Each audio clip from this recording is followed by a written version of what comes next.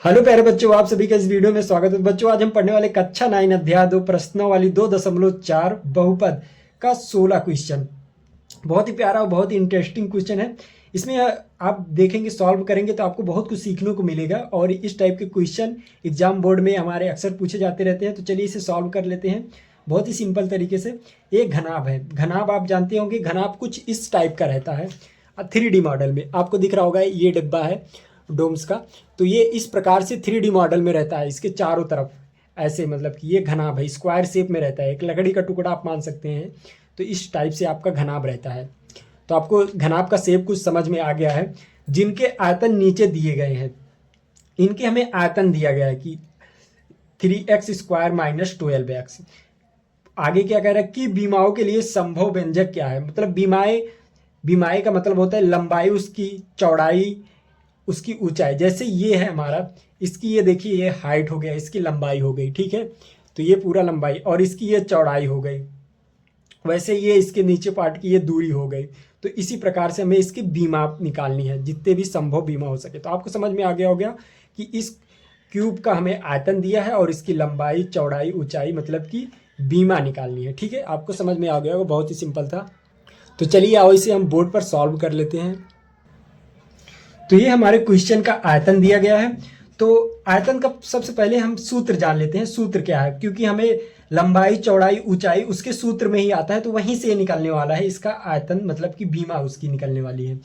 तो हम सबसे पहले यहाँ पे आयतन का सूत्र लिखेंगे। आयतन, क्योंकि आयतन दिया गया है तो आयतन का सूत्र होता है लंबाई गुणे चौड़ाई,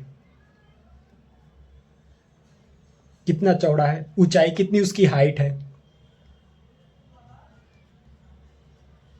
ठीक है।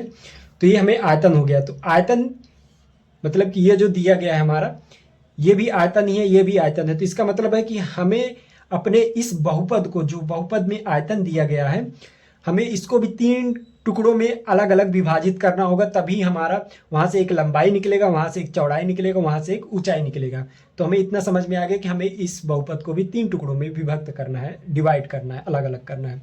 तो हम इसे अलग करने के लिए सबसे पहले क्या करेंगे, इसमें 3 कॉमन ले लेंगे। तो यहाँ पे क्या बच जाएगा, 3x, सॉरी कॉमन ले लेंगे, ज़्यादा बड़ा x हो गया। 3x कॉमन लिए हम, यहाँ पे बचा x माइनस 4, ठीक है। अब देखिए ये 3 टुकड़ों में अलग अलग हो गया, 3 अलग हो गया, x अलग हो गया और x माइनस 4 अलग हो गया। ये आपस में 3 टुकड़ों में इस प्रकार से अलग है कि ये आपस में गुणे में है, ठीक है। तो ये भी आपस में गुणे में है। तो हम इसे इस प्रकार से और सरल भाषा में लिख सकते हैं, 3 गुणे x गुणे x माइनस 4। अब आपको अलग अलग दिख रहा होगा। तो इसकी लंबाई क्या हो जाएगी, लंबाई हम किसी को भी मान सकते हैं, लंबाई 3 हो गई। और इसकी चौड़ाई क्या हो गई, चौड़ाई x मान लिए। और ऊंचाई इसकी हो गई x माइनस 4, ठीक है। तो ये इसका आंसर हो गया जो हमें निकालना था, इसका यही बीमा है। इसको हम टोटल, इसको क्या कहते हैं, इसको इनका बीमा, ठीक है। तो यही इसकी बीमाओं का संभव व्यंजक निकालना था, तो यही इसका बीमा हो गया, ठीक है। तो यही इसका, तो ये हमारे दूसरे क्वेश्चन का आयतन दिया गया है। तो सबसे पहले हम इसका भी गुणनखंड कर लेंगे। तो गुणनखंड करने के लिए क्या करेंगे बच्चों, यहाँ पे देखेंगे कि पहले सबसे पहले कॉमन हो जा रहा है तो कॉमन ले लेंगे, नहीं सीधा सीधा गुणनखंड कर देंगे। तो यहाँ पे कॉमन हो जा रहा है, 4 के हर जगह पे कॉमन है यहाँ पे। तो 4 के हम कॉमन ले लेंगे। तो यहाँ पे बच जाएगा हमारा 4 3 12, 3y² प्लस यहाँ पे 2y माइनस 4 पंचे 20, मतलब 5 बचेगा, ठीक है। 4 के, अब फिर से हम इसका गुणनखंड कर देंगे एक बार और। तो यहाँ पे 3y² प्लस, अब इसको किस प्रकार से पाते हैं, 15।